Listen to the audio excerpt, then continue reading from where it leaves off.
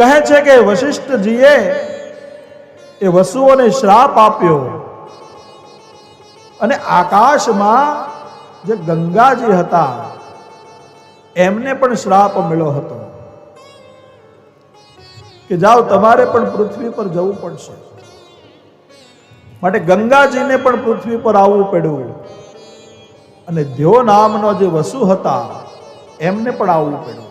પણ ગંગાજીના પેટથી એની ઉત્પત્તિ થઈ આ બધા વસુઓની. ગંગાજી નીચે આવે અને શંતનુ સાથે એના વિવાહ થાય. વિવાહ થાય પણ શંતનુને ગંગાજી શરત કરે છે કે હું તમારી સાથે વિવાહ કરું પણ મારી એક શરત છે કે હું જે કરું તે મને કરવા દેવાનું. મને તમે રોકશો, તમે મને ટોકશો ત્યારે ને ત્યારે હું ચાલી જઈશ. એટલે હું જે કરું તેમાં મને રોકવાની નહીં. અને શંતનુ એટલા બધા મોહિત થઈ ગયા હોય કહે છે કે ઠીક છે, તમારી બધી જ શરતો મંજૂર છે. જ્યારે મોહમાં આવી જાય ત્યારે એમ થાય કે કઈ વાંધો નહીં, જે કરવું પડે તે. પણ જ્યારે કરવાનો સમય આવે ત્યારે ખબર પડે કે આ તો અસહ્ય છે. એટલે વિચારા વગર કોઈને વચન ના આપો.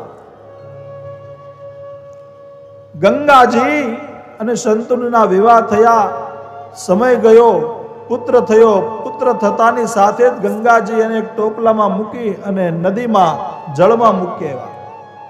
શંતનુ જોવે છે પણ કાંઈ કહી શકતા નથી, પૂછી પણ શકતા નથી. એક સંતાન, બે સંતાન, ત્રણ સંતાન, સાત સંતાનોને જન્મતાની સાથે જ એક માએ પાણીમાં મૂકી દીધા. જ્યારે 8મો પુત્ર થયો ત્યારે મૂકવા જતા હતા ત્યારે શંતનુથી રહેવાયું નહીં અને હાથ પકડ્યો કે કેવી માં છો તું? અરે પુત્ર માટે, સંતાન માટે તો માણસ તપસ્યા કરે. સ્ત્રીની કોઈ મોટામાં મોટી જો કામના હોય આ સંસારની અંદર તો સંતાનની હોય છે.